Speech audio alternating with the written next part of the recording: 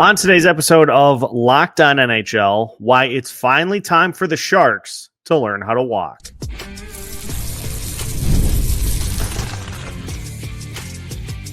You're Locked On NHL, your daily podcast on the National Hockey League. Part of the Locked On Podcast Network, your team every day. What's happening, everybody? Welcome in to another episode of Locked On NHL, your daily podcast on the National Hockey League. We are your team each and every day, and we are your first listen each and every day as well. Make sure you subscribe on YouTube and your favorite podcast platforms so you don't miss out on any new episodes throughout the week. On today's episode of Locked On NHL, we start our look at every single team in the NHL leading up to the opening week of the season with burning questions for each NHL team. And we're starting from the bottom of the standings all the way up to the tippy top, finishing up with the two-time defending Stanley Cup champion Florida Panthers. My name is Seth Toupal, host of Locked On Wild, joined by JD Young of Locked On Sharks. And JD, we are starting at the bottom with your team. But a team that certainly has plenty of promise for the upcoming seasons. They got their cornerstone, they got their centerpiece in Macklin Celebrini. And now the question is just, you've got who is going to be riding the bike. Is the bike itself good enough to get them from point A to point B? We'll say the front of the bike is pretty good. Maybe the back end of the bike needs a little attention. But bikes weren't built in a day. I guess maybe something like that. If they're from IKEA, they probably were, but they were, as someone who actually built bikes for a while, they are a pain to build. Anyway, that's a conversation for a different day. Okay, so we have the Sharks are a team, right, that we know has been the worst team in the NHL the last two seasons. Right, you said, right, you have Macklin Celebrini, you have Will Smith, who had a great second half of the season. The defense, they've added some veterans. Like last year they had Tyler Toffoli, who was an absolute home run for them. They added some more veterans, especially along the blue line this year. And I think the big thing for the Sharks, though, is the goaltending, which I do believe this year is going to be much improved, especially from what we saw after Mackenzie Blackwood was shipped off to Colorado, and the Sharks had to trot Alexander Georgiev out there, every other night. And with Askarov, who's expected to be a full-time NHLer this year, if he's just anywhere close to league average, which I think is I think that's a fair request of Askarov this season. It's just be league average. I think it's going to do wonders for this Sharks team. A team that had, I think it was 30 losses by one goal, where they were either winning in the third period or then losing by an empty netter, type of situation. But was basically in most games last season. I think if you shore up the goaltending, this isn't to say this team's going to make a, playoff type of push, but I think they can be a 500 team if the goaltending improves. And I think with Askarov in net for a full season, I think that's a fair kind of step for this team with Celebrini and Smith and Eklund and all the other young pieces, is just kind of play 500 hockey. I think that's a fair goal to ask this year. Yeah, and the fascinating thing for me is just looking at this Sharks roster, and it truly is a blank canvas. This season, you've got a bunch of players under contract. Next year, you have 7 forwards under contract, 1 defenseman under Dimitri contract. Orlov, baby. Yeah. And that is the final year of that deal, which I'm sure is going to be very liberating. But it's shaping up like a roster that the pieces that show that they're capable of kind of being part of that next wave are going to stay. But as we've seen this Sharks team do for the last few years, is if this thing starts to take on water and any of these guys, I know it didn't really go well for him in Edmonton, but you think about a guy in Jeff Skinner, who if he can get back on track and can become kind of a 20, 25 goal guy, there's a pick at the deadline. If you can get something for Alex Wennerberg, like he's a center. Those are hot commodities at the deadline. Middle six centers at the trade deadline are definitely is a player right there. And like Jeff Skinner is, a guy who has scored a bajillion goals throughout his life, except for when he went to Edmonton and didn't play top 6 minutes. Guess what he's going to be playing with the San Jose Sharks? Top 6 minutes, because they don't really have anybody else to play top 6 minutes. So, I fully expect some of these, even a guy like Dmitry Orlov, who they signed this offseason to a 2-year deal. Yeah, is he starting to kind of show a little bit of a, age slippage there? But he's clearly the best defenseman they have on the roster, and probably better than anybody they had last year. And that's including Jake Wallman, who got a first-round pick from the Edmonton Oilers last year. I think what Mike Grier has done to turn this franchise around and clean up this once was the worst cap situation in the NHL is commendable. And now, like you said, guys who have look like they're going to be pieces, are going to be staying. You're starting to see those rewards, right? William Eklund gets a new extension this offseason. I wouldn't be surprised if maybe Skinner or Klingberg or one of these, defensemen, Nicoletti as well, if they play well, I wouldn't be surprised if Grier gives them a kind of a little bump here going into next year, where again, right, you have one defenseman under contract, and yes, they're gonna have guys like Sam Dickinson who's gonna be pushing for an NHL job at least this year, and if not, he'll for sure be on the team next year. And Shakir Mukhamadullin is probably gonna get a nice extension this offseason, but yeah, I mean, the world is Mike Grier's oyster, and it's just kind of how he wants to build this and I think the big thing next is how can you start to convince outside talent to want to come here.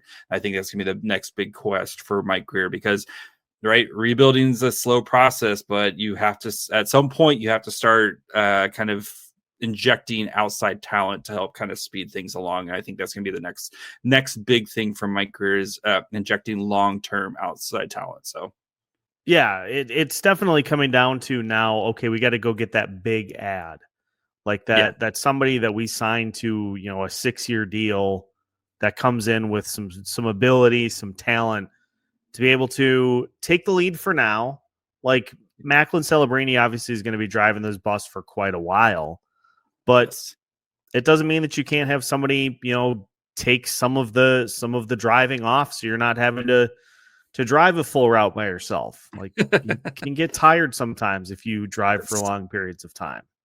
Yes. Yeah, so, and I think that's where Tyler Toffoli really helped last year, and I think there's gonna be interesting to see. You mentioned Celebrini, right? Kind of being here for a long time is with Lone Couture's medical retirement. Their Sharks really haven't had a captain over the last couple seasons, and is Tyler Toffoli going to be the short-term captain? Because we all know at some point it's going to be Macklin Celebrini, right? Celebrini is going to be the captain. The team already already answers to him a lot. Within the locker room, you've seen him spending basically his entire summer with Sidney Crosby, trying to soak up as much knowledge as you can from, arguably one of the greatest captains of all time in Sidney Crosby.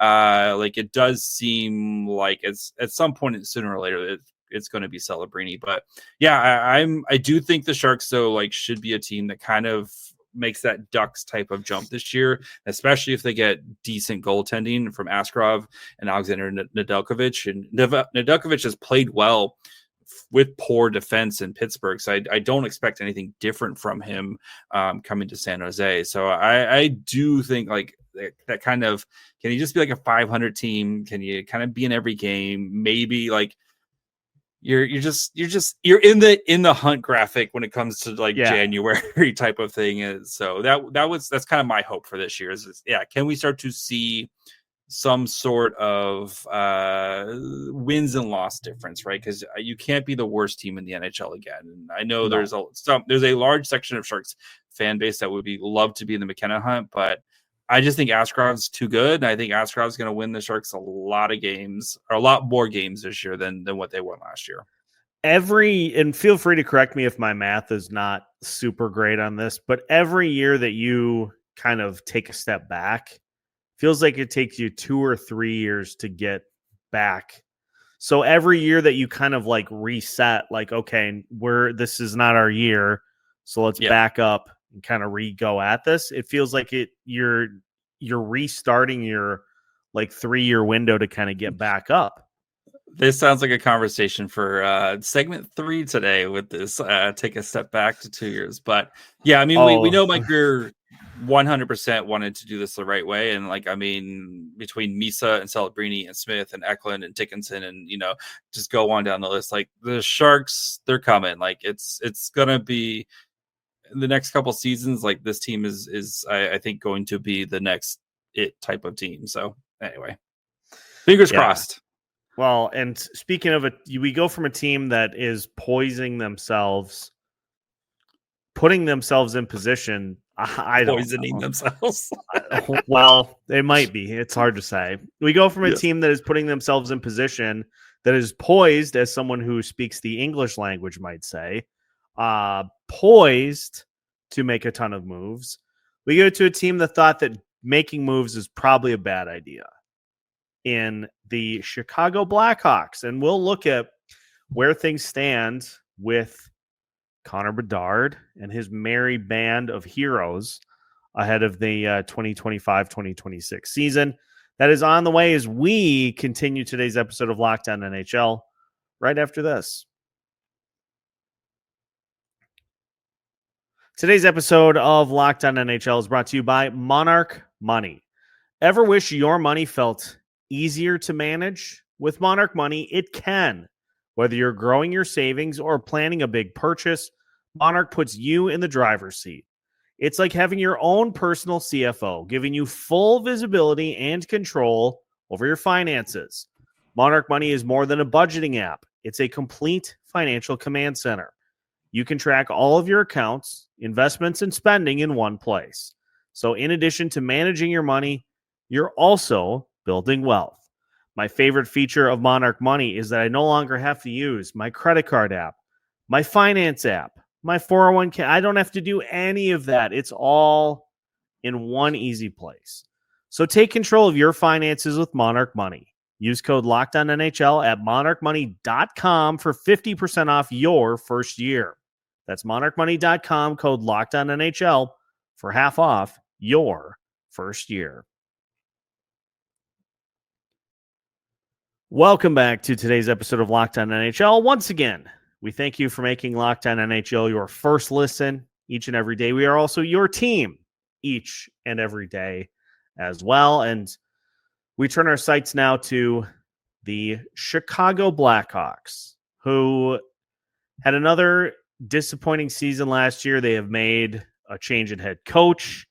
They are trying to build around Connor Bedard, trying to get themselves moving in the right direction.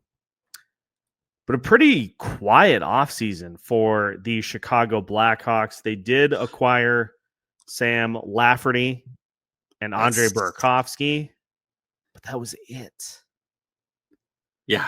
How many players did the Chicago Blackhawks sign on July 1st?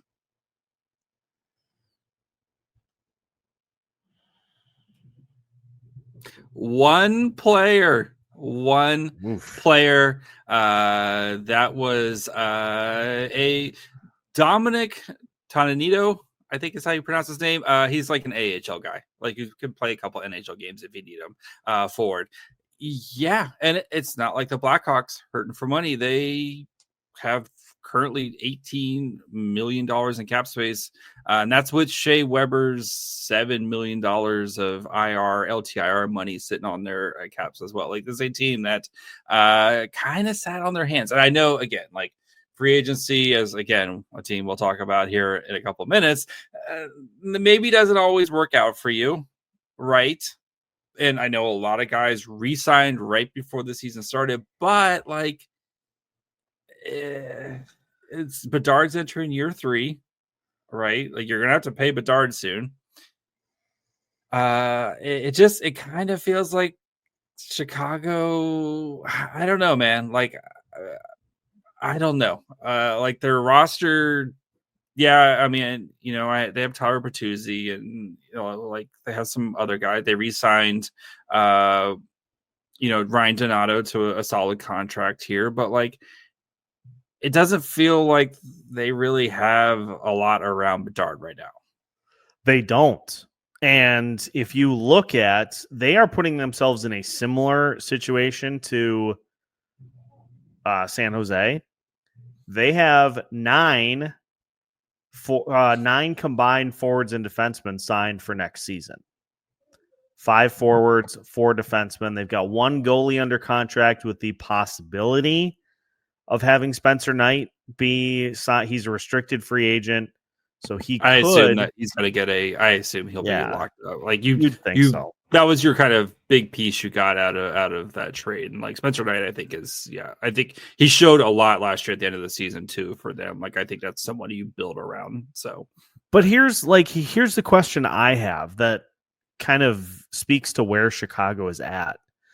If you're a free agent and you are going to sign like a 4-year deal, do you want to have your wagons hitched to Macklin Celebrini or Connor Bedard? Like, who have you seen more from at this point? And honestly, I feel like Macklin Celebrini does more.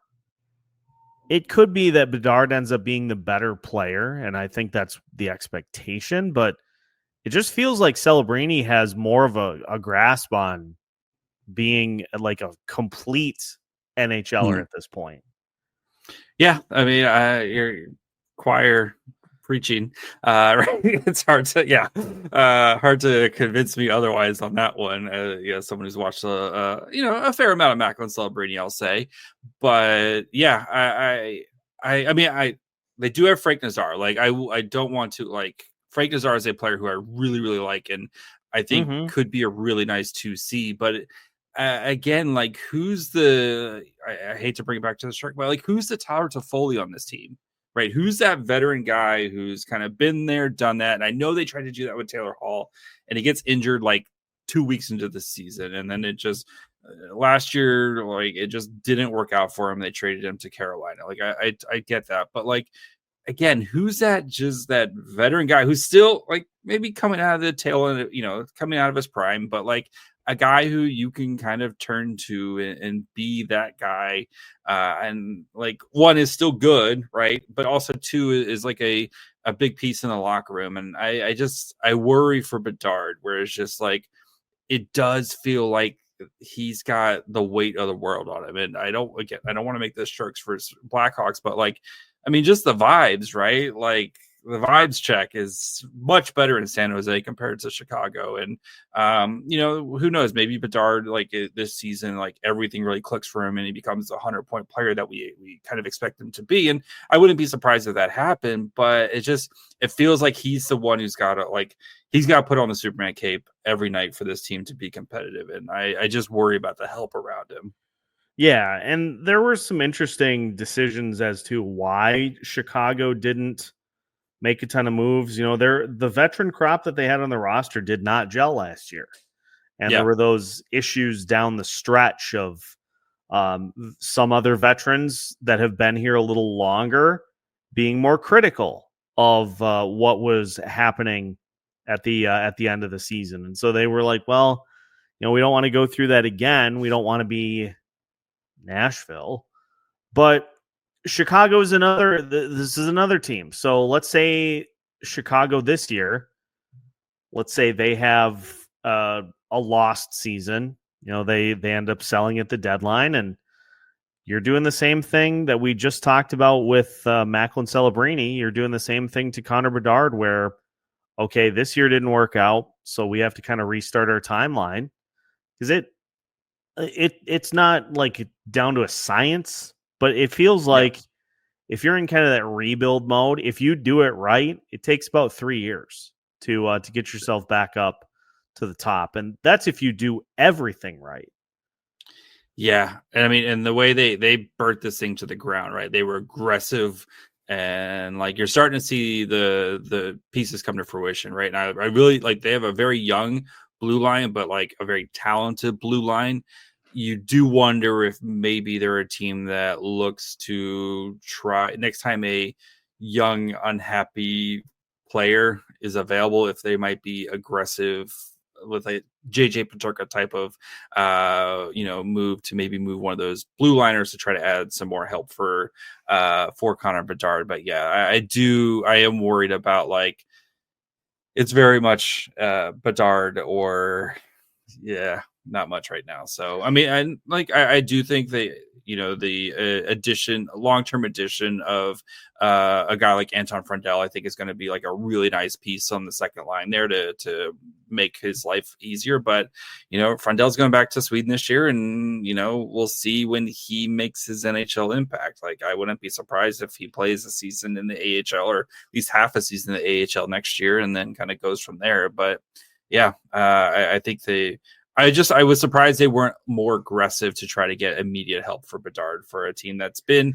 just as bad as the Sharks for just as long as the Sharks at this point right now. So, well, they're further along in their process than our next team, because the next team, if things don't go well this year, they could be looking at a jettison the escape pods and start this thing fresh. What a crazy turn of events that would be. We're, of course, talking about the Nashville Predators, who outspent everybody at the trade deadline at the start of free agency. Off-season. Yeah, yes. Thank you. They outspent everybody at the start of free agency 2 off seasons ago, and this past season could not have been more off. Was it a one-off? Was it a trend that started the end of Barry Trotz's tenure in Nashville? We'll discuss as we finish today's episode of Locked On NHL after this.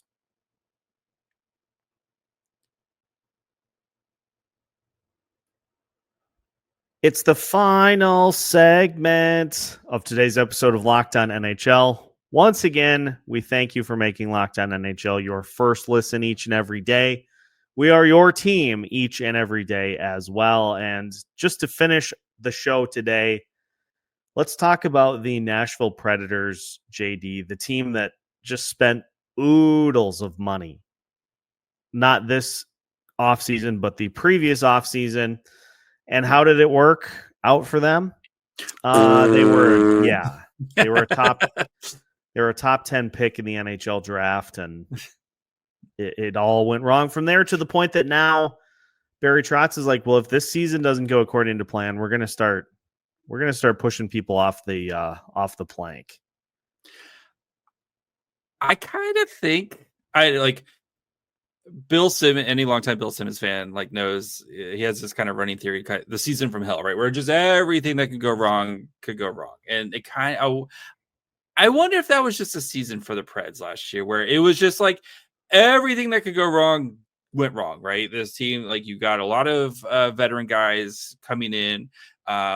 It's a bit of a transition year, or kind of you expected a bit of a transition to start this season. Like you and I talked about this last off season, where it's like, hey, I wouldn't be surprised if the Preds start really slow, and then all of a sudden, maybe like Thanksgiving, they start to pick things up.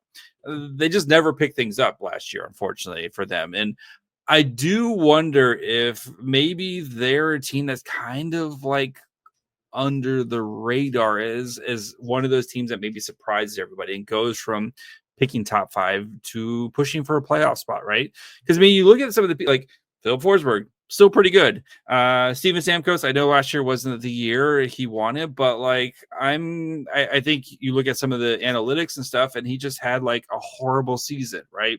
Ryan O'Reilly's still pretty good. Roman Josi still great. They have a lot of pieces. I know Brady Shea, that signing is not looking great right now. You also have this dude named Juuse Saros, who's legitimately one of the best goalies in the world. So maybe last year was just that year where everything went wrong. And I don't know. Maybe I'm just talking myself into it, but I'm kind of leaning on the side where I think maybe things just bounce back this year. And this doesn't I'm not saying they're going to win the Stanley Cup, but I would be more surprised if they're picking in the top 5 again than I would be if they're pushing for a playoff spot, to be honest.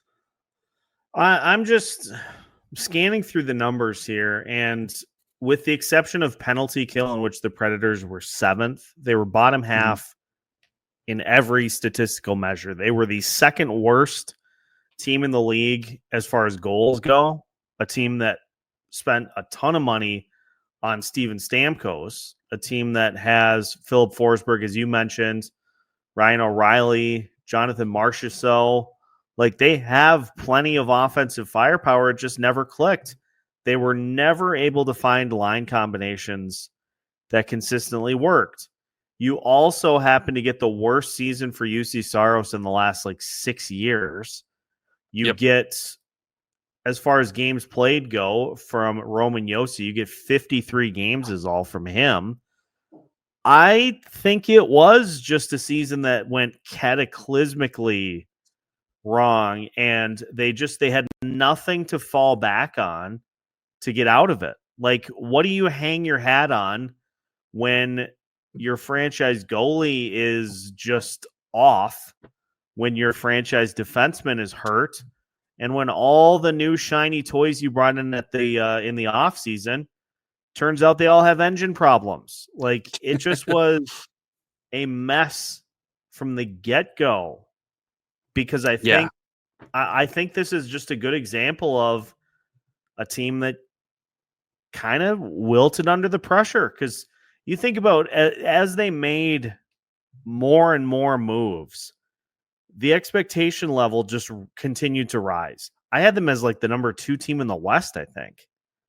We were so young and naive at that time. But looking at some of the numbers, right? I mean, this is a team that shot 7% shooting percentage as it collectively at 5-on-5, 7% worse than the NHL, right? But their Corsi 4, it's top 10-ish. They controlled they controlled shot attempts. The expected goals for was kind of in the middle of the pack. It's just shooting. This team just got super unlucky when it came to actually scoring goals. And that's why I think if Juuse Saros gets back to being Juuse Saros, and I think just the numbers say, I don't think Steven Stamkos can go over a bajillion on the power play like he started this season. I think if everything just kind of, gets back to being average, from regresses to the mean, I think is what I'm trying to look for. But I do think this team, again, I don't think they're going to be a playoff team, but can they make almost like the Flames last year, right? Where you're just kind of hanging around, till the end, but I mean, the thing that sucks though is that division's so stacked, right? Between the Wild, who, I think if they weren't decimated by injuries last year, I think they could have pushed, continue to push the Jets, right? You have Colorado, is ridiculous. You have the Jets, who was the best team in the NHL last year. You have the Blues, who are forever, Cam Fowler leading the way there with them, got it in there. And you have Utah coming, there's, in Dallas, that. The problem is that the division is just brutal. You don't get any off nights other than Chicago. So, but I don't know. I kind of trust the numbers. I kind of trust the math. And I think this team gets back closer to being in the middle of the pack, being a mushy middle team. Here's one number that I would like to just hit you with. 7. Shooting percentage in 5-on-5 for the Nashville Predators on unblocked shots. So these are the shots that get through. Yep. 4.75%. Which was... That's like a defenseman shooting from the point at every shot. That's basically what you're asking right there. By the way, far and away the worst in the league. Yes. For comparison, the Columbus Blue Jackets, again, these are unblocked shot attempts. These are the ones that get through. The Columbus Blue Jackets led the league with a 7.06% shooting percentage on unblocked shots. So you are over 2% less on the shot attempts that you get through that you're missing. Yeah. I think there's a big regression to the mean. I think this team, I think this is one of those years where maybe you look back at it and it's kind of like your reload season, where you were able to get some picks and kind of help replenish the prospect pool and stuff. But I have a hard, unless they want to sell, but it doesn't sound like Barry Trotz wants to do that.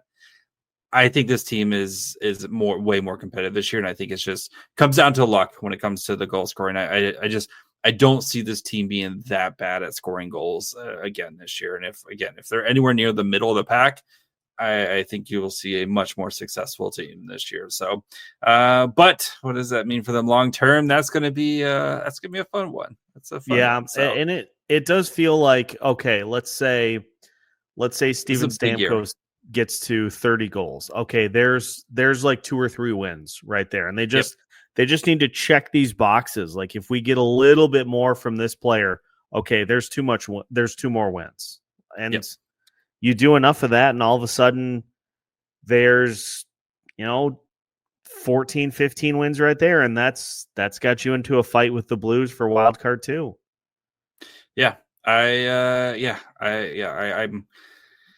I think I'm bullish on Nashville's bounce back this year. Again, does it mean long term it's the right thing for the franchise? That's a question for a different day, and what kind of the direction of this franchise can be and what's their ceiling right now. But it's with the talent on this roster, even though it's Asian talent, it's hard for me to see them being this poor again. So I think we marked this as like a fluke, everything went wrong type of season. And I think we're seeing much happier Ann and Emma over at Locked On Preds this year. Yeah. I'm fully in favor of that. And I guess if for some reason the season still doesn't go according to plan, well, cross it off then. I guess we'll see. But that's going to do it for today's episode of Locked On NHL. Once again, we thank you for making Locked On NHL your first listen each and every day. You can follow us all throughout the week with our wide array of hosts here on Locked On NHL, covering all the biggest NHL stories and bringing you all the latest NHL news as well. So make sure, again, to like and subscribe. You can find new episodes every Monday through Friday as part of the Locked On Podcast Network. We are your team each and every day.